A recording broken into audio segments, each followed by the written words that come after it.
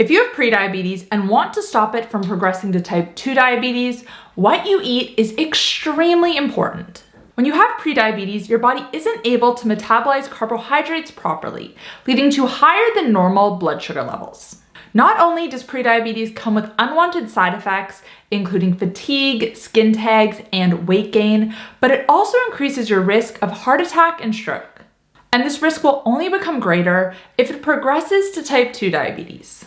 The good news is that by making the right food choices, you can stop prediabetes in its tracks and even reverse it. At which point your body will be able to better metabolize carbohydrates, you're gonna get rid of those unwanted side effects, and you're just gonna feel better overall. So here are 6 of the top foods you should be eating if you want to control your blood sugar better and reverse prediabetes. Number 6, avocados. Avocados are great for prediabetes because of their fiber and fat.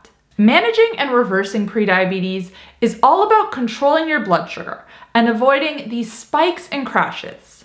You want to keep your blood sugar as balanced as possible, and fiber helps with that. When we eat carbohydrates, they're broken down into glucose, aka sugar, and they cause our blood sugar to go up. But when we consume carbohydrates with fiber, this slows down digestion, so the blood sugar spike is less significant.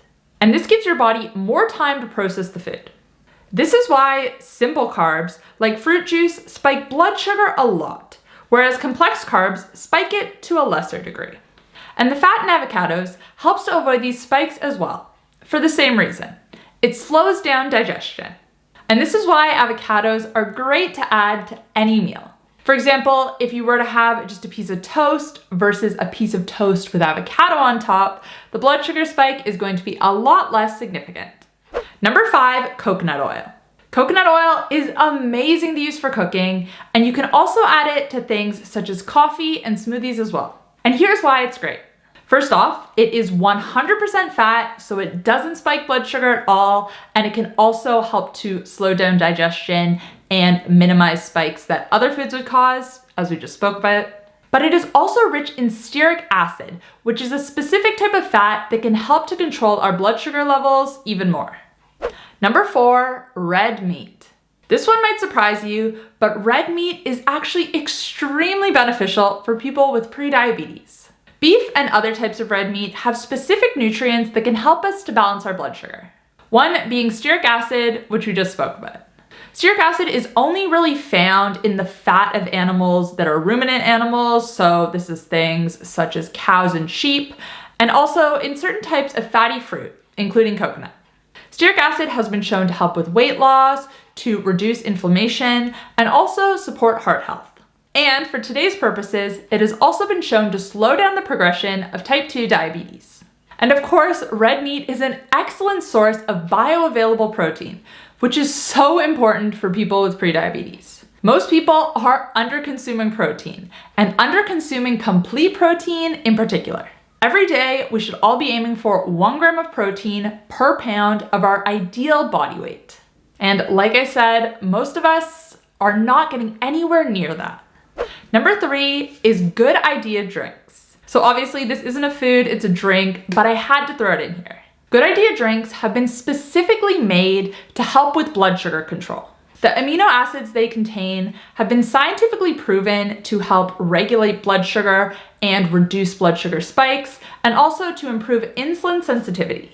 These drinks are lightly carbonated and they contain no calories and no sugar, so it's a win-win all around. All you have to do is drink 1/3 of a can before your meal and sip on the rest as you eat. I like to use Good Idea when I'm eating out and I'm not quite sure what's going to be on the menu. Usually it's going to be a bit higher in carbohydrates than what I typically eat. So sipping on Good Idea as I head to the restaurant is a good way to balance things out and minimize any blood sugar spikes that I would otherwise experience. Because here's the thing, it's not just the people with prediabetes and type 2 diabetes who need to be worried about their blood sugar. Even short-term blood sugar spikes have negative side effects that I would like to minimize if I can, and Good Idea is a really easy way to do that. I'm gonna put the link in the description box down below, and you can use code KAIT to save 10% off your order. Number 2 is mackerel. Cold water, oily fish, including mackerel, are great foods for prediabetes. These fish are very high in omega-3s in their most bioavailable form, which is different than the type of omega-3s found in chia and flax seeds.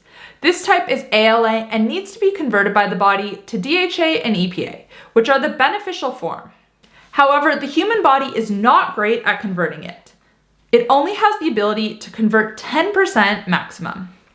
And if it's not converted, it's just going to be used like any other type of fat that you would be consuming, which doesn't come with the additional benefits, one of which is improving insulin sensitivity, which in turn helps to regulate blood sugar. And these final forms, EPA and DHA, are already pre-converted when you get them from foods like mackerel. And finally, number 1, topping the list is eggs. And I'm talking about whole eggs. Don't you dare toss out the yolk. Eggs are a great source of protein, they're a great source of healthy fat, and also fat-soluble vitamins. And they contain next to no carbohydrates. All of these factors combined are what make them so great for prediabetes and balancing your blood sugar. Anyways, guys, that's all I have for you today. Thank you so much for watching. I want to hear from you in the comment section down below. Did you change your diet when you were diagnosed with prediabetes? Was there any foods that you added in? Were there any you took out? And did you notice a big difference? Let me know in the comments down below. I love chatting with you guys there, and I will see you next time. Bye, guys.